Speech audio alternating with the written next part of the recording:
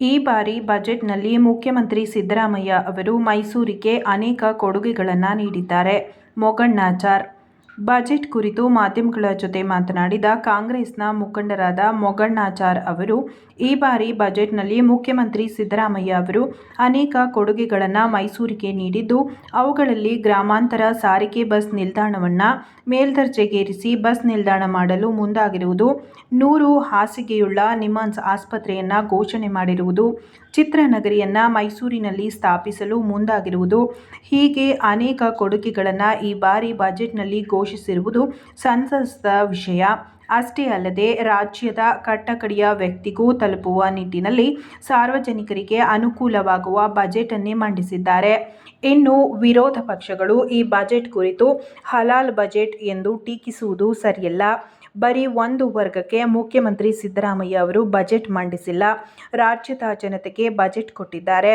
ಮುಖ್ಯಮಂತ್ರಿ ಸಿದ್ದರಾಮಯ್ಯ ಅವರು ದೂರದೃಷ್ಟಿ ಹಾಗೂ ಬಡವರ ನೆರವಿಗೆ ಮುಂದಾಗುವಂತಹ ಅನೇಕ ಕೊಡುಗೆಗಳನ್ನು ಈ ಬಜೆಟ್ನಲ್ಲಿ ಮಂಡಿಸಿದ್ದು, ಇದು ಉತ್ತಮವಾದ ಬಜೆಟ್ ಆಗಿದೆ. ಇನ್ನು ವಿರೋಧ ಪಕ್ಷಗಳು ಟೀಕೆ ಮಾಡಲಿಕ್ಕೆ ಇರುವುದು, ಅವರು ಮಾಡುವ ಕೆಲಸ ಮಾಡುತ್ತಿರಲಿ. ಸಿದ್ದರಾಮಯ್ಯ ಅವರು ರಾಜ್ಯದ ಜನರಿಗೆ ಅವರ ಆಡಳಿತ ಅವಧಿಯಲ್ಲಿ ಒಳ್ಳೆಯದನ್ನೇ ಮಾಡಿ, ಇನ್ನುಳಿದ ರಾಜ್ಯ ಸರ್ಕಾರದ ಅವಧಿಯಲ್ಲಿ ಅವರೇ ಬಜೆಟ್ ಮಂಡಿಸಲಿದ್ದಾರೆ ಎಂದು ಮಾಧ್ಯಮಗಳ ಜೊತೆ ಮಾತನಾಡಿದರು. 2024-25ರ ಬಡ್ಜೆಟ್ನಲ್ಲಿ ಮಾನ್ಯ ಮುಖ್ಯಮಂತ್ರಿಗಳು ಮೈಸೂರಿಗೆ ಅಪಾರವಾದ ಕೊಡುಗೆ ಅಂದರೆ ಮೈಸೂರು ಜನತೆಗೆ ಪ್ರವಾಸ ಉದ್ಯಮಕ್ಕೆ ಅನುಕೂಲ ಆಗೋ ರೀತಿಯಲ್ಲಿ 150 ಎಕರೆ ಜಾಗ ಕೊಟ್ಟು ಅದಕ್ಕೆ 500 ಕೋಟಿ ಬಿಡುಗಡೆ ಮಾಡೋದು ಫಿಲಮ್ ಸಿಟಿಗೆ. ಅದೊಂದು ಉತ್ತಮವಾದ ಕೆಲಸ. ಇಲ್ಲಿ ಪ್ರವಾಸಿಗರಿಗೆ ಮತ್ತು ಮೈಸೂರು ಬೃಹತ್ವಾಗಿ ಬೆಳೆಯೋಕ್ಕೆ ಅದೊಂದು ಉತ್ತಮವಾದನ್ನ ಡಿಸಿಷನ್ ತಗೊಂಡು ಅದಕ್ಕೆ 500 ಕೋಟಿ ಬಡ್ಜೆಟ್ನ ಇಟ್ಟಿದ್ದಾರೆ. ಅದಲ್ಲದೆ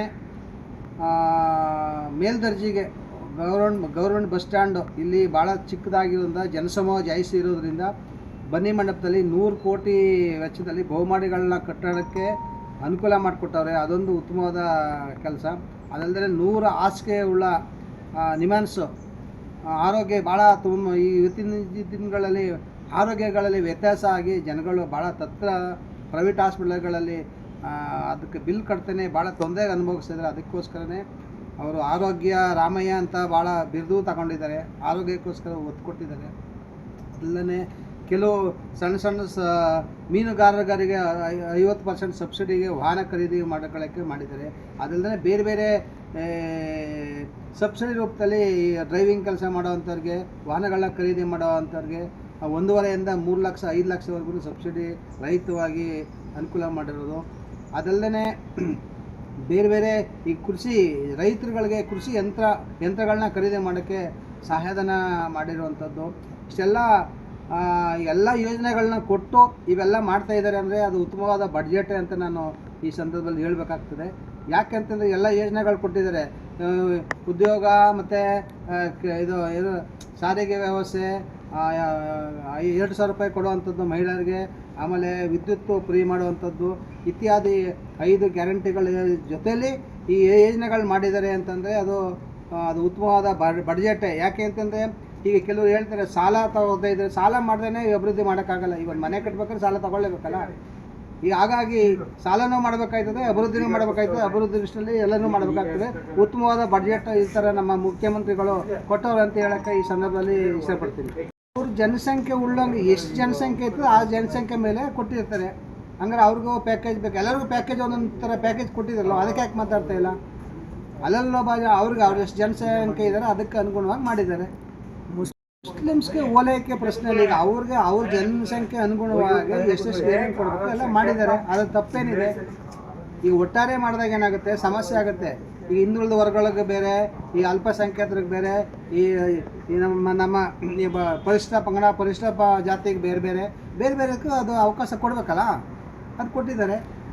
ಈ ಬಾರಿ ಈಗ ನೋಡಿ, ಮುಖ್ಯಮಂತ್ರಿಗಳ ಯಾವುದರ ಒಂದು ಸಣ್ಣ ಸಮಸ್ಯೆ ಆದ್ರೂ ಕೂಡ ಅವರು ರೆಸ್ಟ್ ಮಾಡಿ ಯಾರಿಗೂ ಸಾರ್ವಜನಿಕರಿಗಾಗಲಿ ಅಧಿಕಾರಿಗಳಿಗಾಗಲಿ ಅವಕಾಶನೇ ಕೊಡೋದಿಲ್ಲ.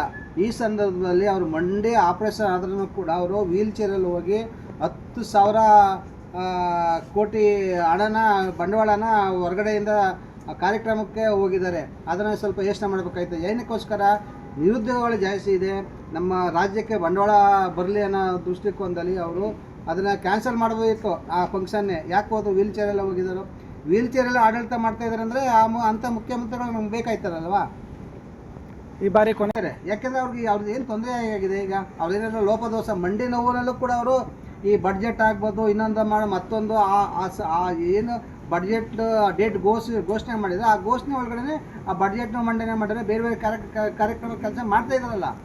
ಅವರು ಕೇಳ್ತಿದ್ರು ಓಪನ್ ಆಗಿ ಉಪಮುಖ್ಯಮಂತ್ರಿಗಳು ನಮ್ಗೆ ಅಧಿಕಾರ ಕೊಡಿ ಅಂತ ಓಪನ್ ಆಗಿ ಕೇಳಿದಾರಾ? ಇವರು ನಾವು ಕೊಡಲ್ಲ ಅಂತ ಹೇಳಿದಾರಾ?